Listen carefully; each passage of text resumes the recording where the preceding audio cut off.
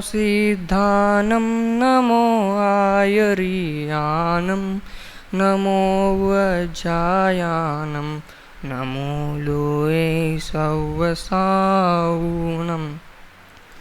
मंगलं भगवान् वीरो मंगलं गौतमोऽग्नि मंगलं कुन्दकुन्दाद्यो जैनधर्मोऽस्तु मंगलं। सर्वमाङ्गल्यमाङ्गल्यं सर्वकल्याणकारकं प्रदानं सर्वधर्माणां जैनं जयतु शासनम्। दुनिया में हजारों लाखों लोग हैं जिसमें से कई लोग सफल होते हैं और कई लोग सफल नहीं होते हैं। जैसे हम सभी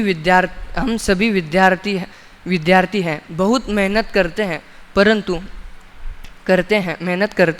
परंतु उसमें कई विद्यार्थी ऐसे हैं जिसके बहुत अच्छे मार्क्स आते हैं और वह प्रसिद्धि भी प्राप्त करते हैं, परंतु बहुत ऐसे लोग भी हैं जो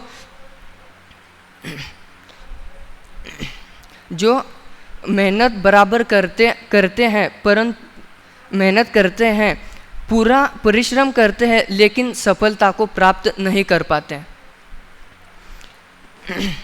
ऐसा प्राप्त नहीं कर पाते हैं। ऐसा क्यों होता है? ऐसा तो है नहीं कि वो मेहनत नहीं करते हैं, फिर भी उनके साथ ऐसा क्यों होता है? इसका कारण जो मेहनत कर रहे हैं उस क्रियाओं में कुछ न कुछ भूल तो कर ही रहे हैं।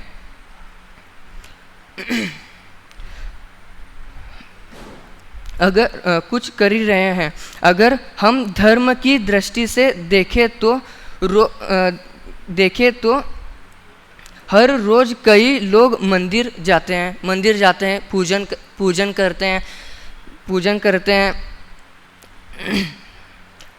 हैं, प्रक्षाल करते हैं, आदि धार्मिक गतिविधियों में भी जाते हैं। इतना सब करने के बाद भी सुखी नहीं होते हैं, सच्चा सुख प्राप्त नहीं कर पाते हैं, बल्कि कोई जीव तो इन सब में भी कषाय आदि करते हैं। इसका कारण क्या है? कार्य तो वे सब सही कर ही रहे हैं, परंतु वो जो भूल कर रहे हैं उसे नहीं पहचान पा रहे हैं। जो इस संसार का कारण है और अगर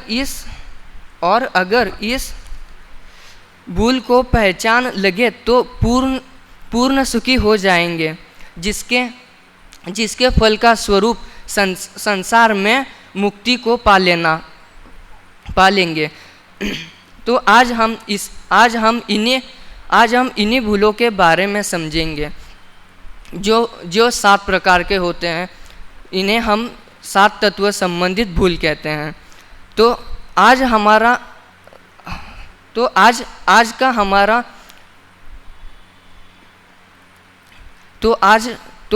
का हमारा विषय है 7 तत्व संबंधित भूल। अगर हम देखें तो लोगों की ही भूल है। प्रत्येक तत्व की एक भूल है, जैसे जीव तत्व, अजीव तत्व, आश्रव, बंध, संवर, निर्जरा, मोक्ष। तथा कई लोग ऐसे भी समझते हैं इन भूलों से क्या ही हो सकता है।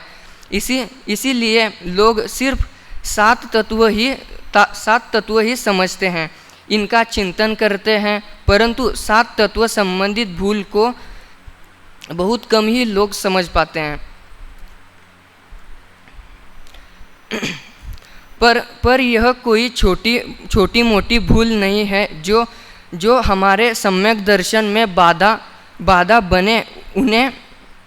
उन्हें हम छोटा कैसे बोले, अर्थात जो 7 तत्व नहीं समझते हैं वे सम्यक दर्शन प्राप्त नहीं कर पाते हैं। तो हम आज के विषय की चर्चा प्रारंभ करते हैं। तो सर्वप्रथम हम जीव अजीव तत्व संबंधित भूल को समझते हैं। सबके मन में एक प्रश्न आवश्यक आया होगा कि हम जीव और अजीव की भूल साथ में क्यों रख रहे हैं, अलग अलग भी तो रख सकते हैं। सात तत्व होते हैं, जीव अजीव आश्रव बंध संवर निर्जरा मोक्ष। ऐसा तो है नहीं कि हम संवर निर्जरा को ले या आश्रव निर्जरा को बोले। ऐसा इन्हें साथ लेने का तात्पर्य यही है, जो जीव भूल करता है वो अजीव को अपना मानकर ही करता है। इसीलिए इनको साथ लिया है। जीव तत्व का संबंध सीधा अजीव तत्व से है और अजीव तत्व का संबंध सीधा जीव तत्व से है। जीव का जो मोह है अजीव के प्रति वही तो उसकी भूल है। जीव का स्वभाव है ज्ञान दर्शन उसको भुलाकर इसके अलावा शरीर की सुंदरता पर ज़्यादा ध्यान देता है। यह भूल जाता है कि यह संसार यह शरीर आज है कल क्या पता है या नहीं। शरीर की हानि में अपनी हानि मानेगा और शरीर के जन्म मरण में अपना जन्म मरण मानेगा। दूसरों के कारण खुद दुखी होता है। यह तो है जीव अजीव तत्व संबंधित भूल। जीव को अजीव मानना और अजीव को जीव मानना ही जीव तत्व संबंधित भूल है। जीव अजीव तत्व संबंधित भूल को समझते हुए पंडित दौलत राम जी अपने छह डाला नामक ग्रंथ में कहते हैं कि जीव तत्व संबंधित भूल को समझाते हुए लिखते हैं, पुद्गल नभ धर्म अधर्म काल इनते न्यारी है जीव चाल। ताको ना जान विपरीत मान करे देह में निज पिचान। और अजीव तत्व संबंधित भूल को लिखते हैं कि तन उपजत अपने उपज जान तन नशत आपको नाश मान। इसके बाद हम आश्रव तत्व संबंधित भूल तो हम सर्वप्रथम आश्रव को समझते हैं। आत्मा में मोह राग द्वेष रूपी कर्मों के आने को आश्रव कहते हैं। जो तो हम समझते आश्रव तत्व संबंधित भूल यह जीव हर दिन कर्म ही तो करता है, गाली गलौज करता है, लड़ाई झगड़ा करता है, जो विकारी भाव प्रकट होते हैं इनका सेवन करता है और अपने आप को सुखी मानता है कहता है शुभ राग तो सुखी को देने वाला है। उसी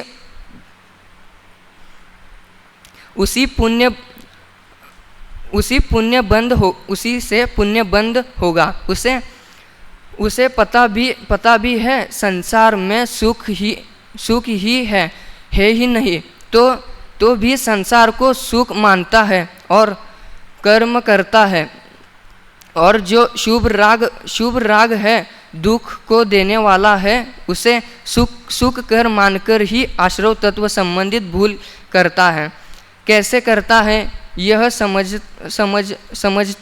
समझता है। जो शुभ राग ही दुखदायक है, बाकी सब दुख को देने वाला है। वैराग्य भावना में पंडित बुद्धदास जी कहते हैं, जो संसार विषय सुख होते तीर्थंकर क्यों त्यागे, काहे को शिव साधन करके संयम सो अनुरागे। और जब ये जीव कर्मों में सुख मानने लगता है तो आश्रव तत्व संबंधित भूल करता है। शुभ अशुभ कर्म को एक उदाहरण के माध्यम से समझते हैं। जैसे सेठ जी की दुकान पर बहुत अच्छी कमाई हुई। इतनी अच्छी कमाई हुई कि एक महीने की कमाई एक ही दिन में हो गई। ये हो गया उनका शुभ कर्म। अब ऐसा ही हो गया कि सेठ जी अपना दिन का मुनाफा लेकर घर की ओर बढ़ रहे थे। उतने ही देर में उनको रास्ते में 2 चोर मिल गए और उनका सारा मुनाफा लेकर भाग गए। ये उनका अशुभ कर्म का उदय हो गया। इसके बाद हम बंध तत्व संबंधित भूल को समझते हैं। कर्म का आत्मा में साथ बंधना ही बंध तत्व संबंधित भूल है। यह जीव है जो शुभ कर्म करता है, उसके फल में राग करता और अशुभ कर्मों के फल में दोष करता है। जबकि शुभ कर्मों से हमें भोग सामग्री की प्राप्ति होगी और वो भी दुखमय है, सुखमय नहीं है। अर्थात शुभ कर्म और अशुभ कर्म संसार का कारण है। हानिकारक और मोक्ष की प्राप्ति भी इस कर्म को नाश से ही होती है। यह ना जानकर बंध तत्व संबंधित भूल करता है। उसी प्रकार आचार्य देव समय सार गाथा 146 में कहते हैं, उसका पद्यानुवाद कुछ इस प्रकार है। जो लोह बेड़ी बांधती त्यो स्वर्ण की भी बांधती, इस भांति ही शुभ अशुभ दोनों कर्म बेड़ी बांधती। अर्थात पुण्य सोने की बेड़ी है और पाप लोहे की बेड़ी है। लोहे की बेड़ी के समान है, पर ये तो दोनों जकड़ने वाले ही है। उसी प्रकार शुभ कर्म हो या अशुभ कर्म, वे है तो कर्म ही संसार में उलझाने वाले हैं। यह मानता है यह कर्म सुख देने वाला है और इसमें राग बुद्धि करना ही बंध तत्व संबंधित भूल है। इसके बाद हम संवर तत्व संबंधित भूल। आत्मा में कर्मों का आना रुक जाना, ये संवर तत्व संबंधित भूल है। आत्मा का सच्चा ज्ञान करना और अकेला ज्ञान नहीं करना। आत्मा ज्ञान सहित वैराग्य संवर है और यही आत्मा को सुखी कराने वाला है। परंतु यह जीव ऐसा नहीं मानता है, वह इन्हें कष्टदायी मानता है। साफ तात्पर्य यह है कि सम्यक दर्शन, सम्यक ज्ञान की प्राप्ति और वैराग्य की प्राप्ति कष्टदायक है, ऐसा मानता है। इसका कारण पता है क्या है, उसे पता ही नहीं है कि ज्ञान और वैराग्य की प्राप्ति आनंदमय होती है। इसमें कष्ट तो रंच मात्र भी नहीं है। यही इसकी गलती है। इसे मोक्ष रूपी लक्ष्मी को प्राप्त नहीं करने देती है। और अगर ये जीव इसे आनंदमयी माने तो यह क्या ही कहना, बस उन्हें कष्ट देने वाला मानना ही संवर तत्व संबंधित भूल है। यह जीव आत्मा में सुखी नहीं मानता, जबकि उसको पता है आत्मा में ही सुख है। दिन रात वो जपता है कि मैं कौन हूँ, आया कहाँ से और मेरा रूप क्या। मान लिया आत्मा में सुख है तो कर्म क्या है सुखी होने का। इसका विचार विवेक पूर्वक शांत होकर कीजिए तो सर्व आत्मिक ज्ञान के सिद्धांत का रस पीजिए।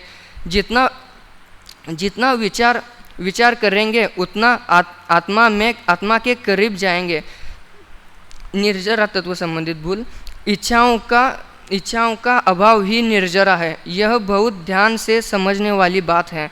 जब आत्मज्ञान पूर्वक इच्छाओं का अभाव ही निर्जरा है और यही आनंदमय है। यह है पर यह जीव भी बहुत अच्छा है जहाँ शांति से आनंद प्राप्त हो रहे हो वहाँ प्रयास नहीं करेगा। आनंदमय मानता ही नहीं है। क्या करता है? आत्मशक्ति को भुलाकर इच्छाओं की पूर्ति में ही सुख मानता है। लेकिन दृष्टि से सुख प्राप्त करते हैं उसमें सुख मानता है। उसे पता भी यह सब परमानेंट नहीं है। इच्छाओं की पूर्ति वे सभी भोग सामग्री के लिए ही है जो कि क्षणिक है, परंतु फिर भी सुखी होता रहेगा और खुश होता रहेगा। परंतु आत्मज्ञान ही सच्चा सुख है जो सदैव बना रहता है और परंपरा से मोक्ष का कारण बनता है। इसीलिए इच्छा की पूर्ति का नाम सुख नहीं है। इच्छाओं के निरोध का नाम सुख है और वो सुख पूर्णतः स्वाधीन है। जैसा कि पंडित दौलतराम जी कहते हैं अपने ग्रंथ छेड़ाला की तीसरी ढाल में शुरुआत में ही कहते हैं, आत्म को हित है सुख सो सुख आकुलता। आत्म को हित है सुख सो सुख आकुलता बिन कहिए। आकुलता शिव माहिनाता ते शिव मगला ग्यो चाहिए। सम्यक दर्शन ज्ञान चरण शिव मनसो द्विविध विचारो। जो सत्य रथ रूपी सो निश्चय करन से व्यवहारो। इसी के साथ साथ हमें भजनों में भी देखने को मिलता है कि जो इच्छा का दमन न हो तो चारित्र से शिव गमन नहीं रे। इसके बाद हम सातवें तत्व को समझते हैं जो मोक्ष तत्व संबंधित भूल। पूर्ण सुखी होने की अवस्था को मोक्ष कहते हैं। हमने 6 तत्व संबंधित भूल को देखा जीव अजीव आश्रव बन सवर निर्जरा। पर यह मोक्ष तत्व संबंधित भूल क्या मोक्ष तो पूर्ण सुखी होने का नाम है। तो इसे हम समझते हैं जीव संसारी सुख को ही मोक्ष के सुख के समान मानता है। जैसा सुख संसार में है वैसा सुख मोक्ष में मानता है। आप बताइए, आप संसार में सुखी है बहुत लोग कहेंगे है तो गर्मी में पंखा ठंड में हीटर यदि वो पंखा सुख देने वाला है तो ठंड में हम बंद क्यों कर देते हैं और हीटर को गर्मी में क्यों नहीं चलाते हैं। यह सुख नहीं, यह मात्र सुखाभास है, मात्र कुछ समय के लिए ही था, परंतु मोक्ष का जो सुख है वो ऐसा नहीं है, वो अनुभव गम्य है। ऐसे नहीं बता सकते हैं कि वहाँ जो जाता है उसे ही पता है कैसा सुख। बस यह समझ लीजिए, जो तीर्थंकर देव वहाँ विराजमान हुए हैं वे कैसे सुख का अनुभव कर रहे होंगे। हमें भी उन्हीं के जैसा सुख प्राप्त करना और मोक्ष को प्राप्त करना है। हम जब तक इन 7 तत्व संबंधित भूल को न निकालें तब तक सच्चे सुख का मार्ग प्राप्त नहीं होगा। इसी मंगलवाना से बैठो रहो, वहीं बैठो रहो। वो जो कागज है उसको जेब में रखो। रख लिया? अच्छे से बैठो। 2 मिनट जो तुमने जिस विषय पे प्रवचन किया ना, 2 मिनट उसका सारांश बताओ। नज़र सामने की तरफ होनी चाहिए।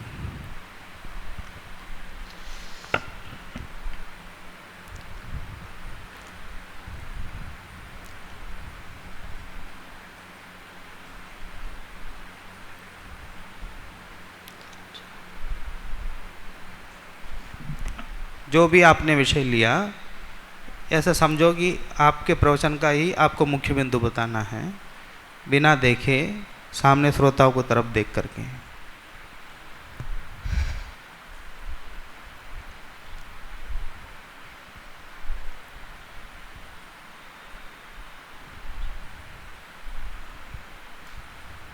क्या विषय क्या लिया आपने? 7 तत्व संबंधित भूल। हाँ, कितने तत्व होते हैं? 7। बोलो। जीव, आजीव, आश्रव, बन, संवर, निर्जरा और मोक्ष। क्यों समझना जरूरी क्यों है? इस विषय को समझना जरूरी क्यों है? 7 तत्व संबंधित भूल को दूर करना है। सबसे बड़ा तत्व कौन सा है? मोक्ष। क्यों?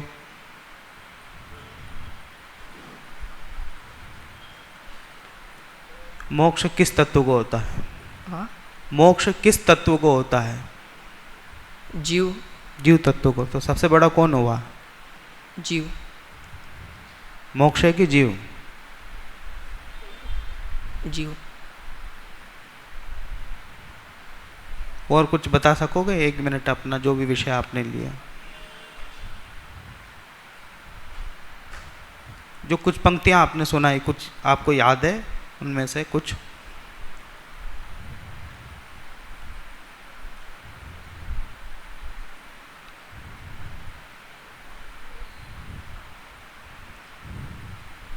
ये विषय किसने लिख के दिया आपको? मैं और दोस्त ने मिलके किया। वो दोस्त कौन है? लिख के विषय किसने, तैयारी किसने कराया साथ में आपके? ये तो अच्छा लिख के दिया, उसके लिए पूछ रहा हूँ मैं। विषय का प्रतिपादन बहुत अच्छा किया, उसके लिए पूछ रहा हूँ मैं। तो किसके साथ बैठ के तैयारी किया आपने? अक्षत। अक्षत कौन है? हैं? अच्छा, चलो। ये विषय की तैयारी तो कर ली आपने, उसको प्रस्तुत करने की तैयारी नहीं की क्या? किया हूँ। ऐसा तो लगा नहीं। एक अक्षर तक आपने सामने देख के नहीं बोला, पूरा ही पढ़ दिया। अब क्या समीक्षा? आपको विषय समझ में आया है, ये हमें कैसे पता लगेगा? ये श्रोताओं के साथ न्याय है क्या इस प्रकार करना?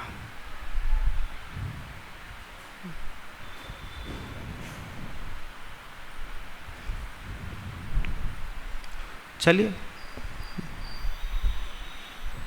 व्यवस्था कीजिए प्रवचन के आगे। विद्यार्थी, हाँ।